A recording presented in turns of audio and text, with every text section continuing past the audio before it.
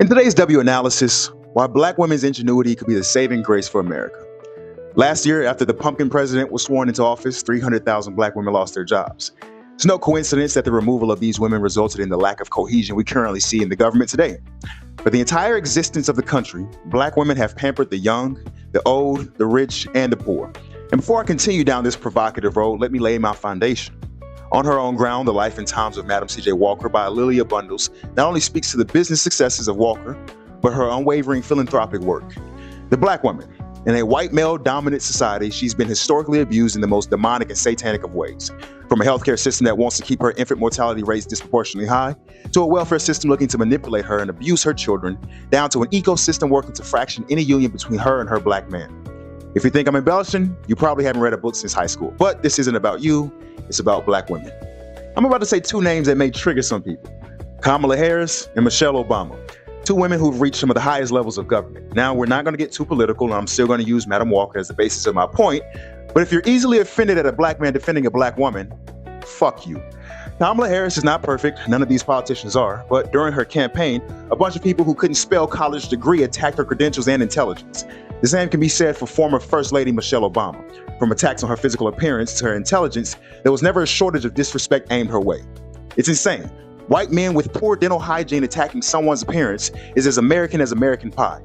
White men who have to pay for affection because their own wives don't love them have the audacity to speak on someone's appearance.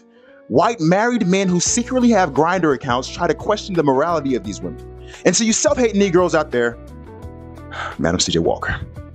Black women have always had to do more with less and still have found ways to make their work impactful even beyond the community. Throughout the late 1800s and early 1900s, Madam Walker was going all across the country growing her business, reinvesting in her business, employing several thousands of black women, and still found ways to donate time and resources to open community centers, provide scholarships for students, and ultimately funnel some level of hope to the oppressed.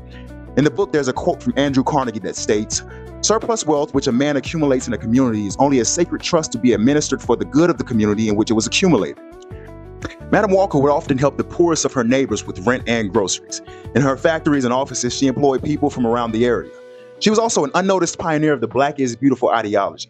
Her rivalry with Annie Malone Turnbull aside, there was virtually no cosmetics geared towards black women during this time. Madam Walker literally provided jobs and a proudness of the skin you're in. Later in the book, she states, "I am not merely satisfied in making money for myself, for I am endeavoring to provide employment for hundreds of women of my race. I had little or no opportunity when I started out in life. I had to make my own living and my own opportunity, but I made it. That is why I want to say to every Negro woman present, don't sit and wait for the opportunities to come, but you have to get up and make them." Like I stated at the beginning of this reel, black women have pampered practically every race or creed in America, at times with no thanks or recognition. This unshakable benevolence can be summed up by a quote from the formidable Mary McLeod Bethune, who once told Madam Walker, "I refuse to be discouraged, for neither God nor man can use a discouraged soul."